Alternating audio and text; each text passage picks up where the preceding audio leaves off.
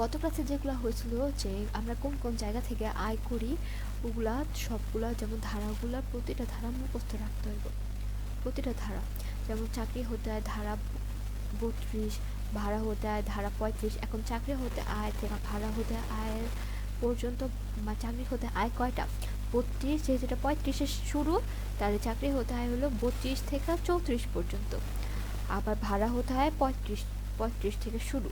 আর কৃষি হতে হয় 40 থেকে শুরু, তাহলে ভাড়া হতে হয় 35 থেকে 39 পর্যন্ত।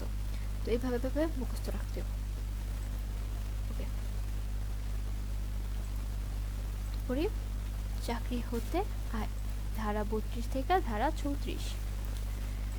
শারীরিক বা মানসিক শ্রমের বিনিময়ে নিয়োগকর্তা কর্মীকে যে পারিশ্রমিক প্রদান করে তাকে বেতন বা চাকরি বলা হয়। এটা বোঝানোর কিছু নেই, আমরা যার কাছে জব করি সে একটা নির্দিষ্ট সময়ের পর আমরা যতটুকু পরিশ্রম দিয়ে জব করি তার বিনিময়ে আমাদের অর্থ প্রদান করে। চাকরি দুই প্রকার, সরকারি চাকরি, বেসরকারি চাকরি। চাকরি হলো দুই প্রকার, একটা হলো সরকারি চাকরি, একটা হলো বেসরকারি চাকরি।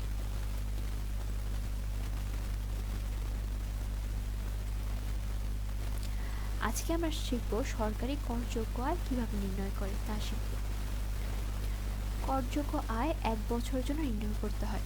সবসময় মনে রাখবা, করযোগ্য আয় যখন নির্ণয় করতে বলবো তোমাকে প্রশ্নে, তখন সবসময় মনে রাখবা করযোগ্য আয় 1 বছরের জন্যই নির্ণয় করতে হয়।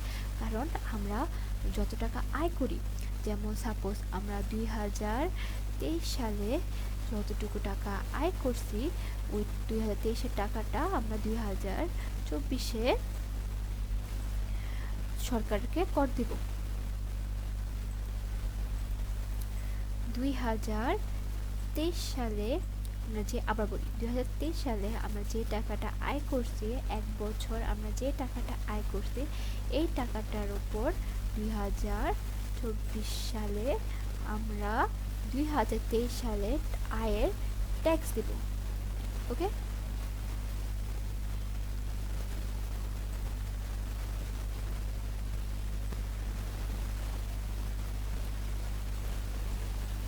তো করযোগ্য আয় 1 বছরের জন্য নির্ণয় করতে হবে। ওকে, সরকারি বেতন আদেশভুক্ত একজন কর্মচারী, অর্থাৎ যারা সরকারি চাকরি করে তারা প্রদত্ত মূল বেতন, মানে তাদের মেইন বেতনটা, উৎসব ভাতা যেটা বছরে আমরা 2বার পেয়ে থাকি, যখন ঈদ, রোজা ঈদে আর কোরবানি ঈদে, আর বোনাস যখন তোমার কোম্পানির ইচ্ছে হবে তোমার বোনাস দিব, এই 3টার উপর কর আয় হবে।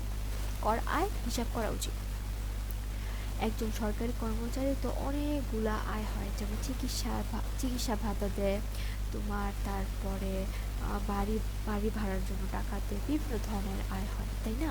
তো ওগুলোর সবগুলোর মধ্যে তারা শুধু যারা সরকারি চাকরি করে তাদের ক্ষেত্রে শুধু মূল বেতন, উৎসব ভাতা আর বোনাস, এই 3টার উপরে কর দিব, বাকি কোনো কিছুর ক্ষেত্রে কর দিব না।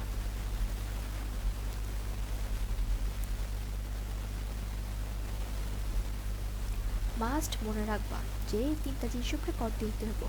যারা সরকারি চাকরি করে তাদের ক্ষেত্রে মূল বেতন, উৎসব ভাতা, বোনাস, এই 3টার উপরে কর দিতে হবে। আয় বর্ষের পরবর্তী বছর হলো কর বর্ষ। ঠিক আছে, যদি বলা হয় 30 জুন 2025 তারিখে সমাপ্ত অর্থবর্ষে আয় বর্ষ ও কর বর্ষ কত, তাহলে এর আয় বর্ষ হবে 2024-25 ও কর বর্ষ হবে 2025-26। আচ্ছা, একটু আগে বললাম না যে আমরা 2024 সালে যে টাকাটা আয় করব ওই টাকাটার উপরেই আমরা 2025 সালে 2024-এর 1 বছরের টাকার আয়ের কর দিব। ওকে, তো এরকম, তাহলে ওরা বলছে 30 জুন 2025 তারিখে। আচ্ছা, যেহেতু কর সবসময় তোমার সবসময় দেখবা বাজেট সবসময় জুন জুলাই থেকে শুরু হয়, জুলাই মাসে শুরু হয়, জুনে শেষ হয়। সবসময় দেখবা সরকাররা যখন বাজেট নির্ণয় করে তখন খেয়াল করবা বাজেটটা সবসময় জুলাই মাসে স্টার্ট হয় আর জুন মাসে সে বাজেট কমপ্লিট হয়। তো এরকমই আয়করটাও তোমার জুন জুলাই থেকে স্টার্ট হয়।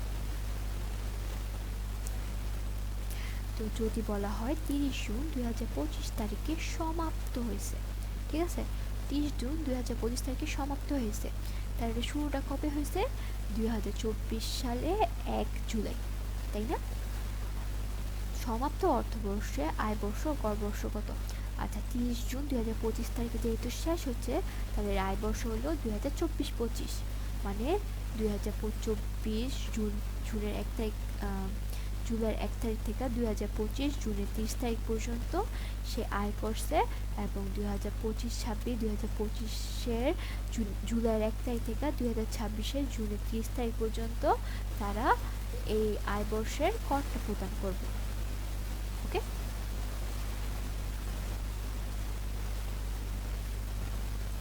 সেম যদি বলা হয় 30 জুন 2024 তারিখে সমাপ্ত অর্থবর্ষে আয় বর্ষ গড় বর্ষ কত, তাহলে যেহেতু 30 জুন 2024 তারিখে সমাপ্ত হয়েছে, তাহলে এটা শুরুটা কবে হয়েছে? 2023 সালের জুলাইয়ের 1 তারিখে, তাহলে 2023 থেকে 2024 আয় বর্ষ, আর 2024 থেকে 2025 গড় বর্ষ, কারণ বলা হয়েছে আয় বর্ষের পরবর্তী বছর হলো গড় বর্ষ। যদি বলা হয় 1 জুলাই 2020 তারিখে অর্থবর্ষ শুরু, এতক্ষণ পড়ছি সমাপ্ত, এখন হলো শুরু, যেহেতু শুরুই হয়েছে 2020 সালের জুলাই 1 তারিখে, তাহলে 2020-21 হলো আয় বর্ষ, আর 21-22 হলো গড় বর্ষ। ওকে।